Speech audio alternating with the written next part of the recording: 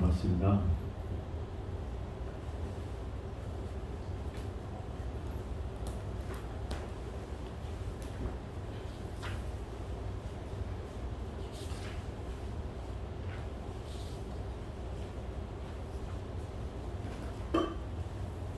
페이지 16쪽을 펴십시오.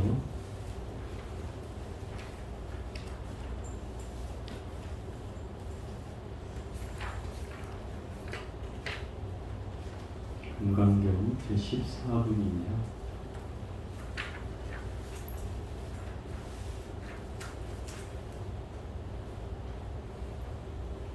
다 같이 한번 읽어보고 시작하겠습니다.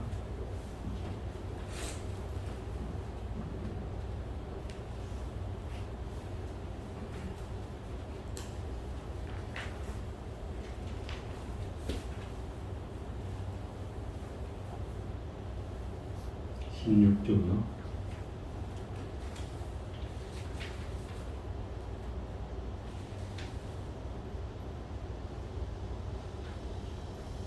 금강반야 바라밀경 제14상을 떠나 정멸하다 그때 수고리가 서해진 이경을 듣고 깊은 뜻을 깨닫고는 감격해 눈물을 흘리며 부처님께 말씀드렸습니다.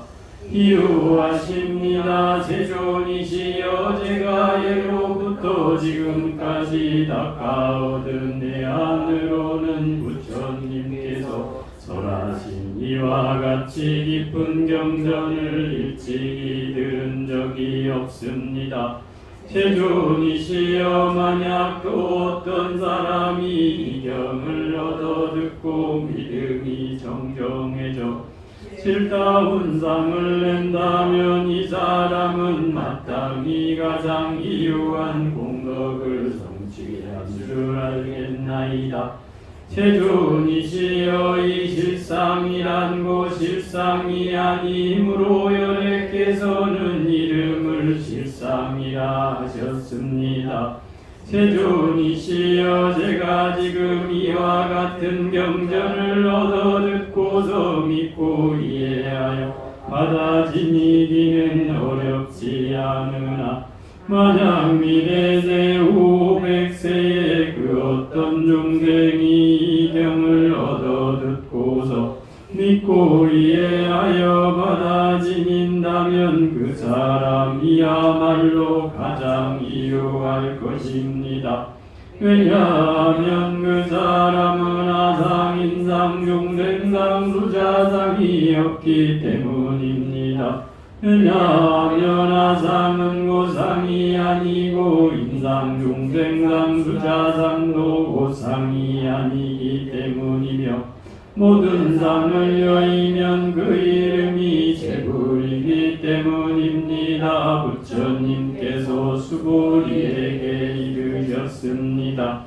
그렇다 바로 그렇다. 만약 어떤 사람이 이 경을 얻어 듣고 놀라지 않고 겁내거나 두려워하지 않는다면 그 사람은 매우 이유한 사람인 줄 알지니라.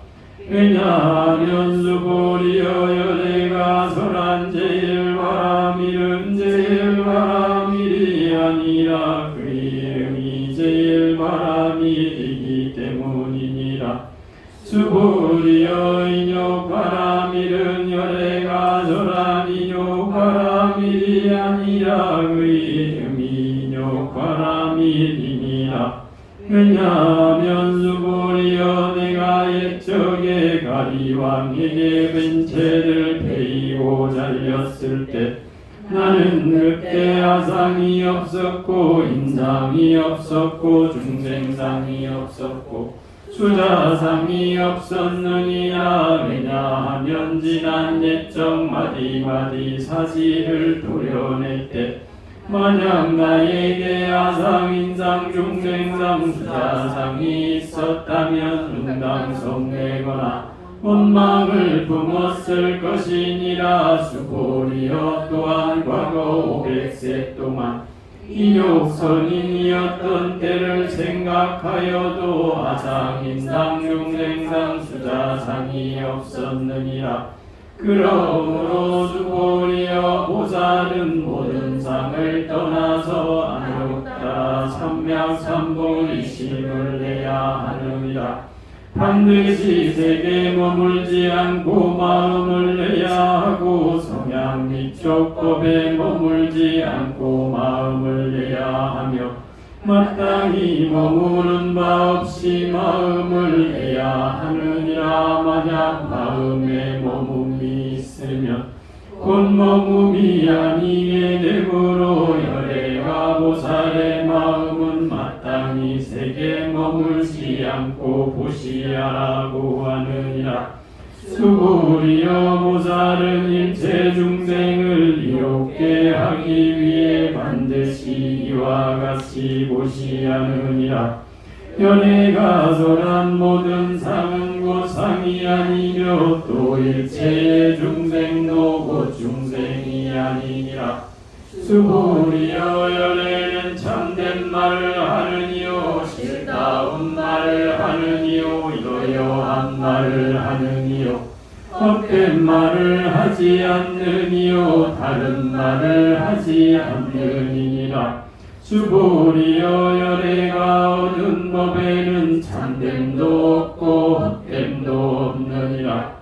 수고리여 만약 보살이 마음을 법에 머물러 보시하면 마치 사람이 어두운 곳에 들어가 아무것도 보이지 않는 것과 같고 보살이 마음을 법에 머물지 않고 보시하면 마치 눈이 있는 사람이 햇볕이 밝게 비치어 갖가지 빛깔을 보는 것과 같으니라.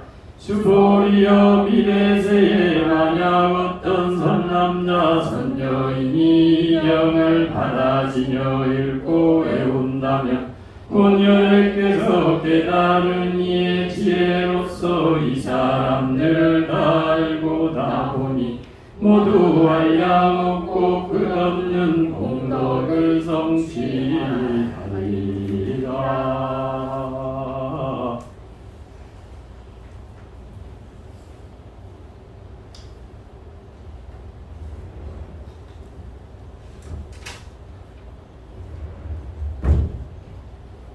네, 전번 시간에 이상정멸군 관절 정도 했었죠. 이상정멸군은 이 금강경에서 제일 긴 분이라고 얘기했고요. 이상이라고 하는 말은 상을 떠나다는 뜻이고, 상을 떠나다는 건 근본적으로는 상이 없는 거죠. 무상으로 이르는 것을 얘기하는 것이고, 그 무상이 곧 정멸이다 이런 뜻이에요. 정멸이라는 말은 모든 것이 다 소멸되어서 아무것도 없는 상태가 되는 걸 말해요. 그 정멸을 다른 말로 하면 진여이고 또 보리이고 멸반이에요. 여기서 말하면 또 실상이라고도 하고 실제라고도 해요. 이것을 헷갈리면 안 돼요. 같은 말이다 이 말. 실상과 정멸과 진여와 보리와 멸반, 이게 같은 말이에요. 그 얘기 무슨 얘기냐면 깨달음이라는 것은 이름은 있지만, 그죠? 깨달음이라는 이름은 있지만 깨달음의 어떤 실체는 아무것도 없잖아요. 네? 아무것도 없어요. 왜 아무것도 없어요? 깨달음을 얻었다고 해서 뭐 달라지는 게 있어요? 실상은 없어요. 아무것도 없어요. 또 진여라는 것, 진여라는 건 그 진리 그 자체를 말하는 건데, 진리 그 자체가 눈에 보이는 게 아니잖아요. 그러니까 결국 진여, 보리, 열반, 깨달음, 여기서 말하는 실상, 실제, 전부 다 이게 말은 있지만 정작 존재하는 게 아니다 이 말. 그죠? 깨달음을 어떻게 얘기할 수 없듯이, 또 실상이라는 건 실제 모습인데, 우리의 본질적 모습인데 우리 본질이 보이냐 이 말이죠. 안 보이죠. 그러니까 이 존재는 마치 없는 거와 같다 이 말. 그 실상은 텅 비어 있는 거죠. 그래서 공이라고 하는 거예요. 공이라고. 그러니까 이 도리를 잘 이해해야 나머지가 이해가 된다 이 말. 그렇기 때문에 이 수보리가 이 이치를 터득하는데 꽤 오랜 세월이 걸렸다. 왜냐하면 부처님으로부터 출가를 해가지고 부처님 법을 들은 지가 거의 한 20여 년이 되었는데, 그때까지도 부처님 말씀을 고지고대로 해서 아란이 되었지만은 이 실상을 체득하지 못한 상태였다. 그래서 이 금강경에서 계속 묻고 대답하고 의심을 일으키고 또 묻고 대답하고 의심을 일으키고 계속 이렇게 진행되다가 결국 이 14분에 이르러서야 이 깊은 이치를 몸으로 체득하게 되었다. 이 말이죠. 그래서 감격해서 눈물을 흘리게 되는 거죠. 이거는 이제 법렬이라고 할 수 있죠. 법렬. 기쁨의 눈물. 이렇게 얘기할 수 있어요. 진리를 듣고 기뻐하는 눈물이죠. 그래서 이런 그 경전을 여태껏 들어본 적이 없기 때문에 그래서 희유하다고 하는 거예요.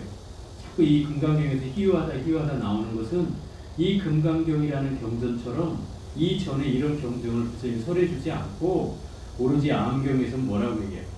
하나를 얘기하고 그 하나를 얘기하고 하나와 순서를 얘기하고 그 순서를 고스란히 닦아갈 것을 얘기하고 무엇을 하지 말라고 하고 무엇을 하라고 하고, 이게 분명해요.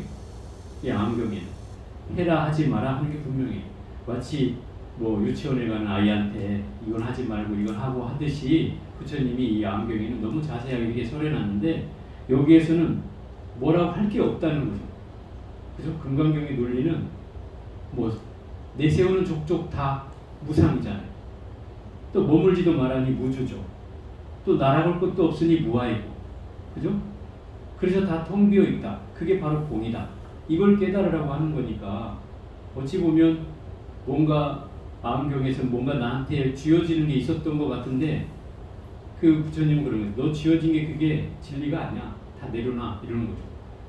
쥐고 노라는 거예요. 그러니까 여태껏 쥐고 온 사람이 내려놓기는 쉽지 않죠. 그죠? 여러분들도 집착을 해온 사람 집착을 내려놔봐. 그거 쉬워. 이렇게 얘기하지만 막상 내려놓는 일은 쉽지 않잖아요. 늘 우리가 그래왔기 때문에. 근데 이 수고리는 그래도 아란이나 되었기 때문에 이 대목에서 이제 눈물을 흘리게 되는 것은 이런 그 실상에 대한 이치를 깨닫게 됐다 이 말인 거죠. 그래서 희유하다고 하는 겁니다. 그런데 이 실상이란 설사 실상의 그 희유한 공덕을 얻었다 해도 실상은 실상이 아니라 다만 이르길 뿐이다 그런 거죠. 또 이 경전을 받아지녀서 읽고 뭐 이해하고 받아지니기는 지금 그때 수보리 입장에서는 그때 당시에 지금 부처님 말씀을 직접 들으니까 이걸 이해하고 이걸 받아지는 것은 어렵지 않으나 만약에 후 500세가 말세 중생이라고 그랬어요. 그 후 500세에 있는 중생들은 과연 이 법을 듣고서 희유한 믿음을 일으킬 사람이 있겠는가? 이게 이제 정신희유본에서 그렇게 얘기하죠. 부처님이 걱정하지 말아라. 부처님께 서너 다섯 부처님께 공양을 올린 사람뿐만 아니라 천만억 부처님이 계시는 그 때에도 부처님께 공양을 올린 사람이 있었을 것이다. 그 얘기는 그 공덕을 지은 사람들은 부처님 말씀을 듣고 어떤 부처님 말씀이라도 그것을 물리치지 않고 신심으로써 그것을 의심하지 않고 믿은 마음을 일으킬 것이다 라고 하는 거예요. 그래서 그런 사람이 작게라도 있을 거기 때문에 그런 사람이 희유한 믿음을 가진 사람이라는 거죠. 왜냐하면 그 사람은 아상, 인상, 중생상, 수자상이 없기 때문이야. 결국 상이 있으면 이 불교를, 이 금강경을 제대로 이해 못한다는 뜻이죠. 상이 있는 사람은 이 금강경의 이해가 잘 되지 않는 거예요. 또 이 상은 상이라는 것에 집착하는 마음도 되지 않지만 또 상을 떠나야 되는데 그 상에 천착한다고 하면 결국 중생에서 벗어날 수가 없죠. 그래서 상을 떠나는 자를 재불이라고 한다고 했어요. 재불은 모든 부처님을 말한다 이 말이에요. 상을 떠나는 자, 무상을 얻는 자가 바로 재불이죠. 이게 뭐 간단히 얘기하면 부처다. 부처라고 하는 존재는 상을 떠난 사람이다. 이렇게 얘기할 수 있죠. 그리고 또한 이 경을 얻어 듣고서 놀라지 않고 겁내거나 두려워하지 않는다면 그 사람은 제일 희유한 사람인 줄 알 것이다. 이렇게 얘기했어요. 이게 무슨 얘기냐면 제일 희유한 공덕을 성취한 사람은 사실은 부처님이죠. 부처님. 깨달은 사람이 제일 희유한 공덕을 성취한 거예요. 그럼 최상의 공덕을 얻은 사람이죠. 그런 사람은 두려움을 갖지 않는다 이 말이에요. 두려움이 일어나지도 않고 겁내거나 놀라지 않는다. 이 대목이 제가 저번 시간에도 얘기했지만 그 반야신경에서 무효공포, 원리전도몽상 하는 부분이 나오잖아요. 공포가 없어진다 이 말이에요. 두려움이 없어지고. 반야신경이 내가 이 반야경 계통이니까 똑같은 내용이죠. 공포가 없어져요. 두려움이 없어지고 또 원리전도몽상. 전도몽상을 멀리 떠나게 한다 이 말이에요. 전도몽상이 뭐예요? 내가 있는 그대로 보지 못하고 나의 선입견으로 나의 고정관념으로 늘 착각해하는 그 견해가 전도고 그것이 꿈속처럼 일어나기 때문에 망상처럼 일어나기 때문에 그걸 전도몽상이라고 한다. 이게 중생이 벌어지는 중생의 견해는 다 전도몽상이죠. 중생이 만들어지는 이 견해는 다 전도몽상이에요. 그 전도몽상까지 떠나게 하는 것이 바로 이 병전이다 이 말이죠. 그래서 그 열애가 설한 제일바라밀은 뭐냐면 바로 그 보시바라밀을 말해요. 보시바라밀은 무주상 보시를 얘기하는 거죠. 상을 갖지 않고서 베푸는 것, 상에 머물지 않고 베푸는 것을 보시바라밀이라고 하니 이 보시바라밀을 잘 행해서 해야 된다. 그래야 희왕 공덕을 성취할 수 있다는 뜻이고 또 인욕바라밀이 등장한 것은 그 가리왕이라는 그 극악무도한 왕이 할절신체 내 몸이 베이고 잘릴 때 내 몸을 칼로 다 도려내고 마디마디를 잘라냈다. 그럼에도 불구하고 부처님께서는 성내거나 원망을 하지 않았다. 이게 바로 인욕에 대한 의미예요. 그냥 인욕하면 우리는 그냥 참는 것. 불교는 참는 거야. 이렇게 어떤 사람 얘기하는 사람도 있더라고요. 불교는 참는 거야.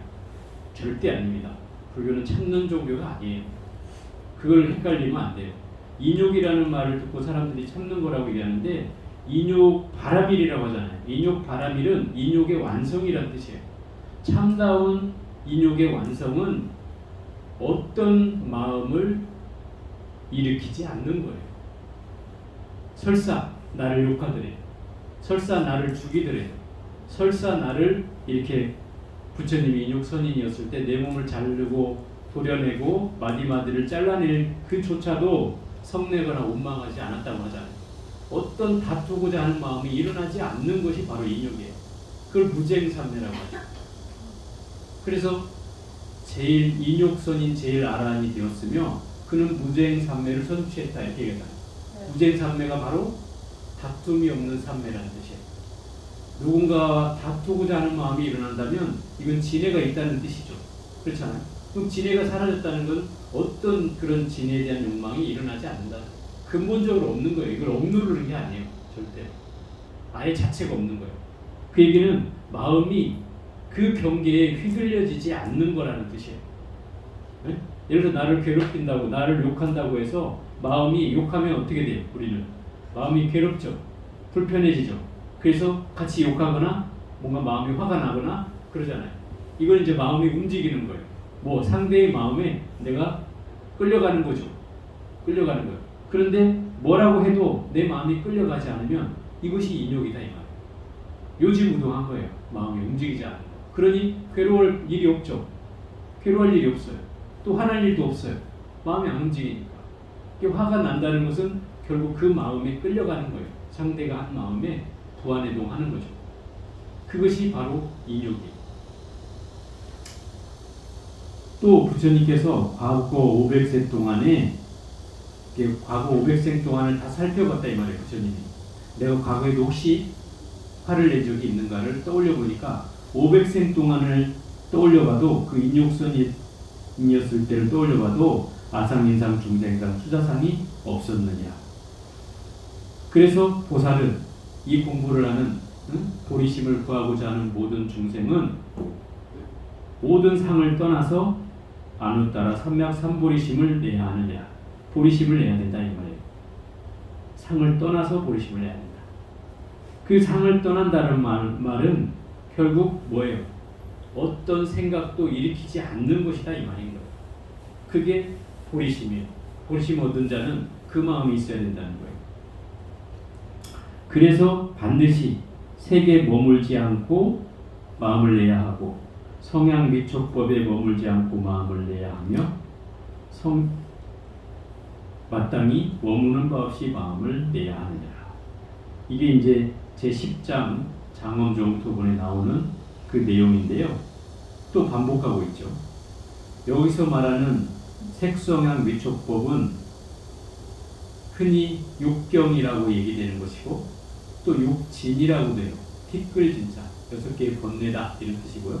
그 다음에 육적이라고 돼요. 이 선사들은 그 6개의 대상 육경을 육적이라고 돼요. 육적은 뭐예요? 도적이라는 뜻이에요. 6명의 도둑놈. 왜 도둑놈이에요? 끊임없이 마음을 분탕질 시키잖아요. 끌려가게 만들잖아요. 마음을 빼앗기게 만들어요. 그게 도둑이라고 하는 거예요. 눈은 색에 빼앗기고, 그죠? 귀는 소리에 빼앗기고, 코는 냄새에 빼앗기고, 그죠? 혀는 맛에 빼앗기고, 또 몸은 접촉에 빼앗기고, 감촉에 빼앗기고, 또 생각은 대상에 빼앗기고. 그래서 이 6개의 도적 때문에 늘 마음이 분탕질을 친다 이 말이에요. 마음이 괴롭다. 소요가 되고 동요가 일어나고 마음이 요란하고 산란스럽다. 그래서 이 도둑놈 6개의 도둑을 딱 붙잡아두면 수갑을 채우고 못 나가게 딱 붙잡아두면 마음이 요동치지 않을 거 아니에요. 그래서 도둑이라고 표현했다. 그래서 이 6개의 경계에 마음이 휘둘려지지 않는 것, 그것이 무주이고 그것이 무상이며 그것이 무아예요. 이게 금강경의 핵심이에요. 늘 반복되고 있잖아요. 마음이 어떤 경계를 만나도 휘둘리지 않는 것. 물론 이렇게 얘기할 수 있어요. 그건 스님, 부처님이나 할 수 있는 일이지 우리는 중생이므로 당연히 끌려가죠. 어떻게 안 끌려갑니까? 이렇게 얘기할 수 있는데 설사 그렇다 해도 빨리 알아차리면 돼요. 중요한 건 우리가 수행을 하는 이유는 내가 끌려간다는 사실을 알아차려야 된다는 거예요. 아, 내가 지금 끌려가고 있구나. 설사 끌려갔더라도 아, 내가 지금 끌려갔구나 마음이. 그걸 알아차리면 어떻게 돼? 다시 돌아오겠죠? 중요한 건 그거예요. 이게 수행이에요. 설사 마음이 끌려갔더라도 아 하고 알아차리면 그게 다시 돌아올 수 있대. 그래서 이런 마음을 알아차리는 거는 굉장히 중요한 거죠. 왜냐하면 그걸 모르고는 계속 끌려다닐 수밖에 없죠. 계속 끌려가요. 계속. 여러분들 좋은데 계속 끌려가잖아요. 그런 끌려감이 있을 때 그걸 멈출 수 있는 힘은 뭐예요? 알아차리지 않으면 이거 계속 끌려갈 수밖에 없어요. 그러니 우리가 이 공부가 어려운 이유가 거기에 있죠. 여러분들이 우리의 습관은 늘 끌려가게 돼 있어요. 네? 우리의 습관은 이게 중생심이다 보니까 그렇게 우리는 훈습되어 왔다 이 말이에요. 그죠? 누가 나를 잘 참다가도 탁 건드리면 막 폭발하잖아요. 폭발하고 또 뭐 좋은 게 있으면 또 거기에 또 막 빠져서 먹을 것이면 먹을 것에 빠지고 볼 것이면 볼 것에 빠지고 계속 이렇게 되잖아요. 그런 경계가 우리는 습관처럼 행해져 왔던 거예요. 그러니 그것을 멈춘다는 건 이미 그렇게 행해진 것을 하기는 멈추기는 쉽지 않죠. 이 우리 구조가 그렇게 돼 있다는 거예요. 근데 이 금강경은 그것을 계속 깨주고 있는 거예요. 너가 지금 끌려가고 있다. 또 끌려가고 있다. 끌려가고 있다. 그건 다 허상이다. 실제 모습 아니다. 그런데 끌려가지 마라. 이걸 계속 얘기하고 있는 거예요. 그래서 이 마음이 항상 그 자리에 있어야 된다. 이렇게 얘기를 하고 있는 거예요. 그래서 이 6개의 경계에 마음이 움직이지 않는 것이 제대로 마음을 내는 것이다 이 말이에요. 마음이 경계에 끄달려가지 않는 것이 그게 마음을 내는 거예요. 결국은 마음을 낸다는 것은 끄달리지 않는 마음이라는 거죠. 그게 마음을 내는 방법이에요. 그래서 마음에 몸이 있으면 이미 몸이 있다는 것은 몸이 아니라는 거죠. 몸이 있으면 이건 몸이 아닌 거예요. 또 몸이라는 것은 이미 마음이 머문다는 것, 이미 집착이 있다는 뜻이고 마음에 번뇌가 있다는 뜻이에요. 그럼 이미 몸이 아니게 되므로 열애가 보살의 마음 마땅히 색에 머물지 않고 보시하라고 하느니라. 이 무주상보시를 해라 이 말인 거죠. 머물지 않는다라고 하는 말에는 왜 머물지 말라고 하냐면 이 무주라는 건 결국 다른 사람에게 내가 베푸는 바 없이 베풀어라는 거예요. 베풀었다는 생각을 내지 말고 베풀어라 이 말이에요. 그게 무주상보시잖아요. 수보리여 보살은 일체 중생을 이롭게 하기 위해 반드시 이와 같이 보시하느니라. 이게 상을 내지 않고 보시하는 이유가 뭐냐면 중생을 이롭게 하기 위해서 그렇다 이 말이에요. 제대로 된 공덕을 주기 위해서 그렇다 이 말이에요. 내가 상을 내는 순간 그 상이라는 것에 의해서 그 공덕이 최소화된다. 최소화돼.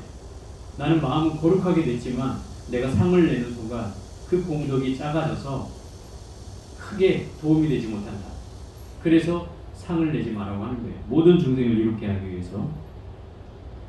열애가 설한 모든 상은 상이 아니며 또 일체의 중생도 또한 중생이 아니라. 모든 상은 상이 아니죠. 이게 그 제5분인가요? 범수유상, 계시여망, 약견재상, 비상, 즉견절이 나오잖아요. 모든 상은 상이 아니므로 아니니 이것을 열애를 보는 것이라 한다. 그죠? 아니? 모든 상과 상이 아님을 본다면. 그렇지. 모든 상이 아님을 보면 그 열애를 보리라 이랬잖아요. 그러니까 상이 아니라고 하는 것은 이미 부처님께서 말씀하신 가르침이고, 모든 상은 그래서 무상이기 때문에 상이 될 수가 없죠. 그래서 상이 아니고, 또 상이라는 것 자체는 당연히 상이 아니라 상이라고 이름할 뿐이다. 이게 금강경의 논리 아니에요. 또 일체 중생도 또한 중생이 아니라 중생이라고 이름할 뿐이다. 그럼 중생이 아니죠. 만약에 일체 중생이 계속 중생이라고 한다면 부처가 될 일이 있겠어요? 영원히 여러분이 중생이라 한다면 부처가 될 일이 있겠냐 이 말이에요. 없죠, 당연히. 그러니 중생이라는 말은 내가 아직 어리석은 상황을 면하지 못하고 있을 때만 중생이라고 불리는 것이죠. 내가 부처가 되고 지혜를 얻으면 이미 중생을 벗어나는 거 아니에요. 그럼 이 중생이란 영원한 것이 아니라는 것이죠. 그죠? 영원한 것이 아니라 잠시 이름으로서만 존재하는 것이다. 이 말인 거예요. 수보리여, 열애는 참된 말을 하느니요, 실다운 말을 하느니요, 여여한 말을 하느니요, 헛된 말을 하지 않느니요, 다른 말을 하지 않느니라. 여기서 이제 말을 좀 구분해 볼게요. 참된 말이라는 것은 진실을 말하고요. 진실을 말하는 스님, 부처님이라 이런 뜻이죠. 또 실다운 말을 하는 이는 이건 이제 사실을 말하는 것이야. 사실을, 팩트, 요즘 말로 하면 뭐 사실 이걸 말하는 것을 말하고, 여여한 말이라는 것은 한결같은 말이라 한다는 거예요. 한결같은 말, 다르지 않은 한결같은 말을 하고, 또 헛된 말을 하지 않는다는 말은 뭐 미치광이의 말이나 또는 잘못된 말을 하지 않는다는 거예요. 그게 이제 헛된 말을 하지 않는다는 뜻이고, 또 다른 말을 하지 않는다는 뜻은 그 두 가지 말을 하지 않는다 이런 얘기죠. 그래서 부처님이 그 깨달음을 얻으시고 나서 제자를 한 60명이 만들어졌을 때 전도 선언을 해요. 깨달음을 얻고 나서 바로 60명의 제자가 만들어졌을 때 전도 선언을 하는데, 그 전도 선언이 뭐예요?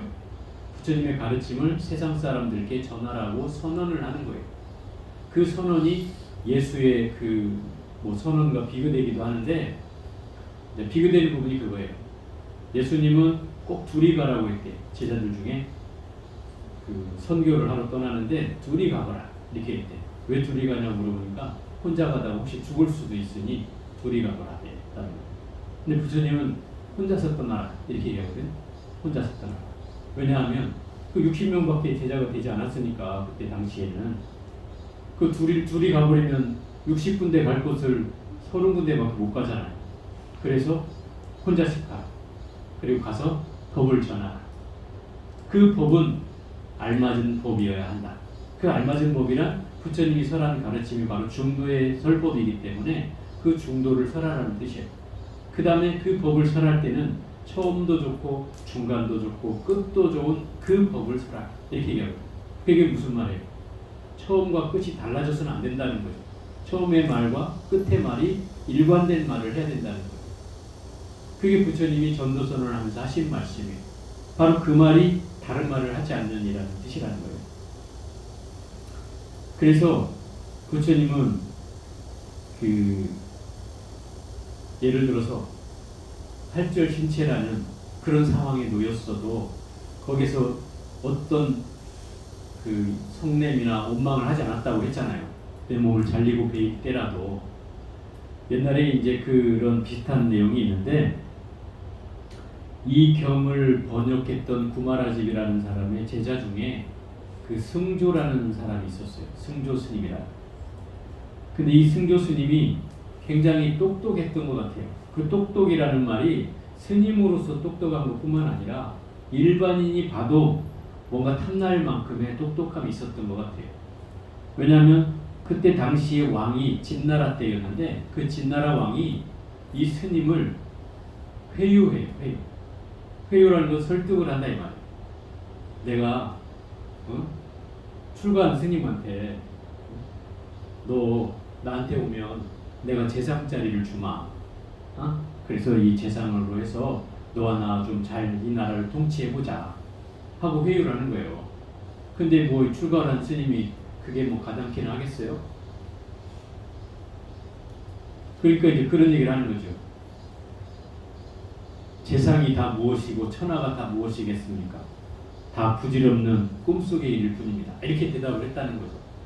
그 말을 들으니까 이제 이 왕은 어땠겠어요? 기분이 나쁘죠. 그래가지고 저 중놈을 잡아와라 이렇게 됩니다. 그 잡아가지고 형장에다 틀을 매놓고 그 망나니를 시켜서 이제 죽임을 하기 위해서 막 칼춤을 추고 있는 거죠. 그때 이제 이 승조라는 스님이 개송을 하나 할 거예요. 그 개송이 아주 멋져서 여러분한테 한번 소개를 해보려고 해요. 사대로 이루어진 이 몸뚱이는 원래 주인이었고, 사대라는 게 뭐예요? 지수와 풍사대, 이 몸뚱아리가 사대로 이루어진 이 몸뚱이는 원래 주인이 없다.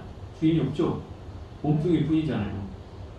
또 5가지로 모여진 이 몸뚱아리는 5가지라는 게 뭐예요?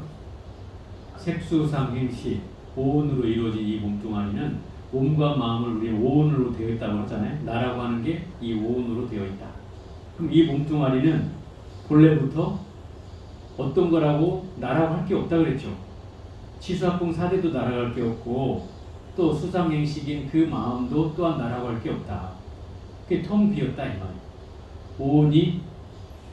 오온으로 모여진 이 나라고 하는 것은 본래부터 텅 비었도다. 장차 흰 칼날이 내 목을 자를 것이나, 나를 자른다고 지금 형틀에 묶고 났으니 장차 흰 칼날이 백도라고 해가지고 이 망나니들이 칼춤을 주면서 할 때는 이 흰 칼로 잘랐다고 하니, 자를 것이나 유사 참 춘풍이야. 이는 마치 봄바람을 베는 것과 같을 뿐이다. 이렇게 얘기했다고 합니다. 그러니까 목숨을 협박하는 그 왕의 기계 앞에서도 이 스님이 이런 말을 했다는 거죠.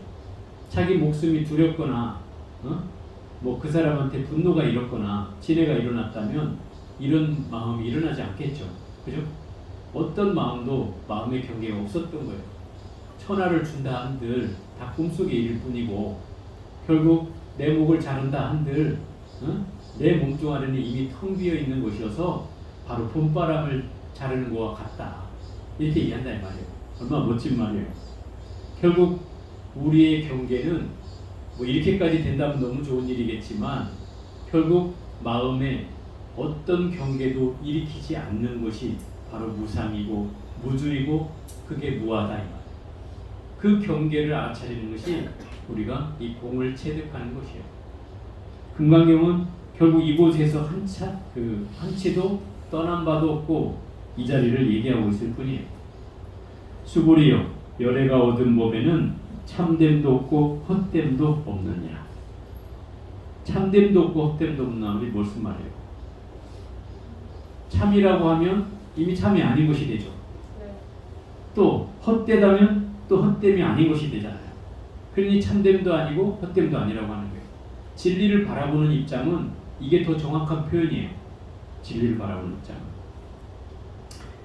예를 들어서 제가 여러분한테 뭐 불성이 있는 겁니까 없는 겁니까 물어가지고 여러분들이 대답해 보라면 초신반 때는 있어요 없어요 이렇게 대답을 하는데 한 일신반 오면은 잘 모르겠어요. 대답을 안 해요. 있는 것도 아니고 없는 것도 아니고 스님이 맨날 이랬잖아요. 이렇게 하면서 대답을 잘 안 해요. 근데 그 말이 결국은 진리를 표현하는 말이 그렇다는 거예요. 있다고 하면 있는 게 아니고, 그죠? 없다고 하면 또 없는 게 아니에요. 그러니 있다고도 할 수 없고 없다고도 할 수 없다 이런 표현이 되는 거죠. 그래서 그러니까 이 참되다고 하는 표현도 맞지 않고 헛되다는 표현도 맞지 않다. 결국 진리는 참됨도 아니고 헛됨도 아닌 거예요. 따져보면 그러니까 있는 것도 아니고 없는 것도 아니야. 왜?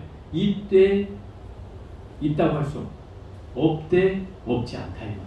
그러니 있는 것도 아니고 없는 것도 아닌 거죠. 그죠? 이것은 어렵게 하려고 부처님이 이렇게 말씀하는 게 아니고 진리라는 것을 정확히 표현하기 위해서 그런 거예요.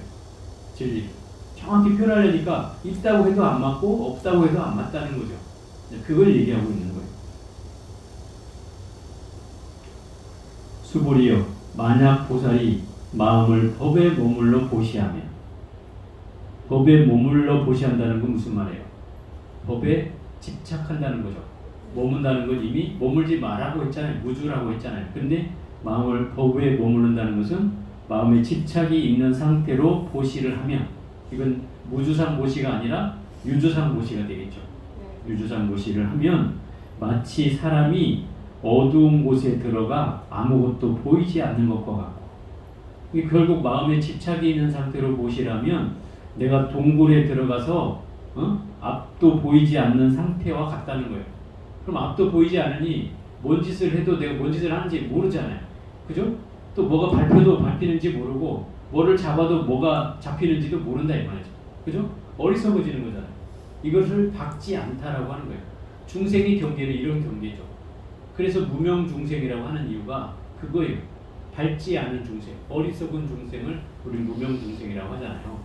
그 얘기가 바로 집착을 하는 상태로서 아무리 보시라 한다 하더라도 그거로서는 결국 중생을 벗어날 수가 없다. 이런 얘기죠. 보살이 마음을 법에 머물지 않고 보시하면, 결국 법에 머물지 않고 보시한다는 것은 바로 무주상 보시를 한다는 뜻이죠. 그렇게 되면 그것이 바로 뭐예요? 지혜 있는 사람이죠. 응? 이미 깨달은 사람이고 이미 고음을 터득한 사람이고 무상을 터득한 사람이고 무주를 터득한 사람이죠. 그죠? 그런 사람이라면 마치 눈이 있는 사람이 햇볕이 밝기에 비치어 갖가지 빛깔을 보는 것과 같다. 눈 뜬 사람은 빛깔을 보는 거야 당연한 거 아니에요. 그죠? 그걸 있는 그대로 볼 수 있다는 뜻이에요. 어떤 선입견이나 고정관념이 사라지고 있는 그대로 볼 수 있는 안목이 생긴다는 거예요. 지혜가 열린다는 거죠. 그래서 자꾸 이 금강경에서 무주상보시를 하라, 무주상보시를 하라고 하는 이유가 바로 이런 지혜의 안목을 열기 위해서 그렇다 이 말이에요. 바로 지혜의 안목이 열려야 뭐가 생겨요? 결국 금강경을 깨달을 수 있는 거 아니에요. 또 이 금강에서 얘기하는 무주, 무아, 무상 이 공을 체득할 수 있어진다는 거죠. 그게 핵심이에요. 그래서 자꾸 보시를 강조하는 거예요. 무주상 보시를 하라. 수불이여 미래세에 만약 어떤 선남자 선녀인이 이 경을 받아지며 읽고 외운다면 곧 여러께서 깨달은 이의 지혜로서 이 사람들을 다 알고 다 보니 모두 한량없고 끝없는 공덕을 성취하리라. 그러니까 미래세에 지금 이 시대의 말세 중생들이 어떤 선남자 선녀인이, 선남자 선녀인이라는 말은 여기 앞에서 말한 보살이라는 뜻이기도 하고 또 우리와 같은 수행자를 말하기도 해요. 이 선남자 선녀인이라는 말은 그 보리심을 일으킨 사람을 말하는 거예요. 더 정확히 말하면 아누따라 삼맥 삼보리심을 일으킨 사람. 마음을 수보리가 그렇게 물었잖아요. 부처님께 제2분에서 수보리가 부처님께 일어나서 어떻게 해야 마음을 머물고 어떻게 마음을 다스려야 합니까? 그게 금강경의 시작이었어요. 그죠? 이것에 대한 대답이 금강경의 대답이에요. 부처님의 대답이에요. 그럼 어떻게 머물러라는 거예요? 색에 머물지 않고 머물고, 그죠?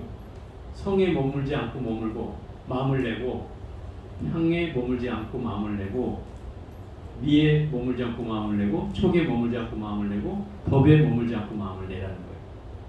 그게 바로 제대로 된 머금을 하라는 거예요. 그것이 금강경에 세계하는 마음을 머무는 법이고 그 마음을 다스리는 법이라는 거죠. 어떻게 다스려요? 그 마음을 머물지 않음으로써 마음을 다스린다는 거예요. 같은 말이 되는 거예요. 결과적으로. 이걸 설명하지 않고 있다고 해서 마치 그런 마음을 다스리는 걸 얘기하지 않았나요? 이렇게 얘기할 수도 있지만 결국 그 내용이 다 포함되어 있는 말, 둘이 다른 말이 아니야 따져보면. 그래서 이 경전을 받아 지녀서 수지한다는 말은 제가 얘기했죠. 받아들인다는 것은 경전의 뜻을 잘 이해한다는 뜻이고, 그걸 잘 지닌다는 뜻은 그것을 내 것으로 만든다는 뜻이고, 그 다음에 잘 읽는다는 뜻은 그 경전의 내용을 열심히 공부한다는 뜻이고, 또 외운다는 뜻은 그것을 내 것화해서 나와 일체화를 시키는 것이다 하는 거예요. 그 수지 독송이라고 하는 그 네 가지는 이 금강경에서 수행 방법으로 계속 얘기하고 있는 것이다. 각 분마다 안 나오는 부분이 없잖아요. 계속 나오는 이유가 뭐냐면 이것이 금강경을 공부하는 방법이라는 것을 설명하고 있는 거예요. 이것의 결정판이 다음 분에서 나와요. 제15분에서 지경공덕분이라는 분이거든. 지경공덕이라는 게 뭐냐면 경을 지녀서 공덕을 얻는 분이다 이 말이에요. 그래서 이 분에 가면은 금강경을 공부하는 5가지 방법이 정확하게 나온다. 늘 얘기했던 방법이 이제 정리가 돼서 나와요. 그래서 그 4가지만 지금 여기서 나오고 있는 것이고, 그 4가지를 통해서 여러분께서 깨달은 이의 지혜로서 이 경전을 제대로 공부한 사람이라면 다 부처님이 다 알고 다 보고 있다 이 말인 거예요. 그러니 그런 사람은 한량없고 끝없는 공덕을 성취하게 될 것이다 이 말인 거죠. 왜 공덕이 성취될 거냐고 하면 분명히 부처님이 얘기했잖아요. 이 경전을 얻어서 읽고 외우는 사람들은 희유할 것이라고 얘기했어요. 왜 희유할 거라고 얘기했어요? 그만큼 이 경전을 이해하고 받아들이기가 쉽지 않기 때문이기도 하고, 또 서너 다섯 부처님 뿐만 아니라 천만억 부처님이 계시는 세상 동안에 공덕을 지은 사람들이 얼마나 되겠어요? 있기는 하겠지만 많지는 않겠죠. 그죠? 아니에요? 맞아요. 왜냐하면 만약에 그런 공덕을 지은 사람이 많다면 그걸 지은 사람이 많다는 것은 뭐 부처님의 믿음을 간절하게 일으키는 사람들이 결국 많다는 뜻이 되는 거죠. 근데 지금 보면 여러분들이 보시지만 불교 신자들이 줄어지고 있죠. 네. 줄어가고 있어요. 또 심지어 우리 젊은 층국이 요새 희귀할 정도로 젊은 사람들이 없잖아요. 그죠? 없어요. 요새 젊은 사람들은 종교에 대한 회의감을 갖는 사람이 많다 이 말이에요. 여러분 자제들도 그래요. 왜 믿어? 엄마나 믿어. 나는 안 믿어. 이런 사람들이 많단 말이에요. 이미 시대가 그래지고 있어요. 이미 종교 자체를 신망하지 않아요. 이게 아마 코로나가 생겨나고 나서 제일 큰 타격을 입은 게 종교 집단이에요. 아마 가장 큰 이유는 뭐 다른 종파를 뭐라고 하기 좀 그렇지만 다른 종파에서 하도 코로나에 많은 지대한 혁혁한 공로를 세우셔가지고 결국 종교인들을 이 국민들이 매도하게 되는, 싸잡아서 매도하게 되는 이런 상황들이 한 2년 동안 진행됐다. 그러면서 종교에 대한 회의감을 더 갖게 만들고, 제가 얼마 전에 얘기했는지 모르겠지만 서울에 아주 유명한 교회 목사님이 일주일에 뭐 한 7번인가 10번인가 7번인가를 집 예배를 보는 분이에요. 그것도 나눠서 보는 거예요. 교회가 커서 한 1000명 정도를 수용할 수 있는 곳인데 그게 10,000명 정도 되니까 나눠서 일주일에 주일 그 예배를 7번인가를 나눠서 한다. 그 정도로 많은 그 목사님이 땅을 치고서 큰일 났다. 왜 큰일 났나라고 들어보니까 그 얘기를 하는 거죠. 요새 젊은 사람들이 교회를 안 온다. 그래서 큰일 났대. 그 10,000명이나 오고 있는데 우리는 사람이 10,000명도 안 모여서 걱정인데 저 사람들은 젊은 사람이 아니라고 걱정을 하네. 이런 생각을 했어요. 그래서 우리하고 이 뭐가 다르긴 다르구나 라는 생각을 하죠. 결국 이게 현실이라는 거죠. 현실. 이 지금 20대, 30대 이전으로는 전부 다 이 종교에 대한 믿음을 갖지 않아요. 그걸 당연히 여긴다. 그리고 그 삶이 또 불안정하기도 하잖아요. 아직 직장도 제대로 못 구한 사람도 있고 다니는 사람도 있지만 목구멍에 포도청이라고 거기서 먹고 사는 것이 혈안이 돼서 결국 종교라는 건 뒤안길이 된다. 또 흔히 말하는 그 기독교라고 하는 종교는 젊은 사람들이 그나마 그래도 다니는 데 아니에요. 그럼에도 불구하고 그렇게 걱정하고 있는 거 보면 불교는 너무 태평이 아닌가? 이 생각을 하게 되는 거죠. 젊은 사람들이 안 오는 게 아니고 아예 없어. 절에는. 그죠? 우리 주지스님이 그 얼마 전에 여러분들 눈치가 또 호사님들이나 알까? 저 계단에 이제 봉을 설치해 봉 봤어요? 모르네. 봉을 짚고 다니는 사람이 알지. 보살님 알아? 모르는구나. 어떤 보살님은 나한테 얘기하더만 스님 너무 고마워요. 이걸 놔줘서 너무 고마워 이러길래 내가 하는 게 아니고 우리 주지스님이 오셨어요. 그랬더니 주지스님이 하는 말이 그래요. 또 보살들이 내가 다른 불사할 때는 뭐라고 불사를 하냐고 투덜투덜 대더니 이거 해놨다니까 역대 주지스님 불사 중에 최고의 불사를 하셨다. 최고의 불사를 하셨다고 그러는데 그게 무슨 말이에요? 이 절에 이제 노약자가 많아진다는 소리죠. 결국에 노약자가 많아진다는 소리. 젊은 사람들은 없어지고 아마 조만간에 있으면은 레일을 놔야 될지도 몰라. 저 지하철에 가면 막 올려다 주는 레일을 달아야 될지도 모르겠어. 네? 네? 그러니까 뭔가 세상이 이렇게 이제 변해지고 있단 말이에요. 이게 급격히 변해오고 있어요. 한 2년 반이 지난 동안에 우리가 인터넷 세상이 되면서 너무나 많이 변했어요. 예. 그죠? 특히 우리나라는 더 빨리 변하고 있는 거예요. 외국 사람 우리나라는 깜짝깜짝 놀란다잖아요. 마치 무슨 2060년 정도 되는 세계에 살고 있다고 생각이 든다는 거예요. 우리나라 보면 너무나 빨리 변하고 있고 또 최첨단 물품들이 등장하고 있고 그걸 우리는 실제로 또 사용하고 있고 거리에는 또 그런 것들이 빛이 되어 있고 이러니까 외국 사람들 놀란다는 거죠. 결국 이런 변화는 좋은 점도 있지만 결국 이 종교적 입장에서 보면 안 좋은 부분도 있는 거죠. 당연히. 특히나 이 불교라고 하는 종교가 생각해보세요. 이 금강경 이 얘기를 젊은 사람들한테 야 금강경에 마음을 집착하지 말고 이렇게 마음을 잘 부주상으로 상을 내지 않고 보시하면功德이 최고로 크대. 이런 얘기를 해가지고 젊은 사람들한테 이 말이 맥히겠냐 이 말이에요. 이것은 불교는 이제 그런 특징이 있어요. 종교적 특징이라고 할 수도 있는데 어차피 이 진리라고 하는 것을 설명하고 있고 또 이 진리는 내가 뭔가 마음으로 체득이 돼야만이 얻어지는 것이기 때문에 그런 경계로 보면 인생의 그 삶과 함께 내가 체험하는 바에 따라서 그런 경계가 느껴지기 시작한단 말이에요. 젊은 사람들 불교 얘기가 들어올 수가 없는 거죠. 당연히. 그런데 나이가 들을수록 인생과 함께 이제 불교의 내용이 맞아. 인생이 다 무상한 거야. 다 공수래 공수건데 내가 너무 집착하고 살았어. 하는 생각들을 하게 될 때 그 종교를 들으면 부처님 가르치면 참 맞네. 이렇게 된단 말이에요. 그러니 어찌 보면 젊은 청춘들한테는 이 말이 쉽지 않은 거죠. 받아들이기.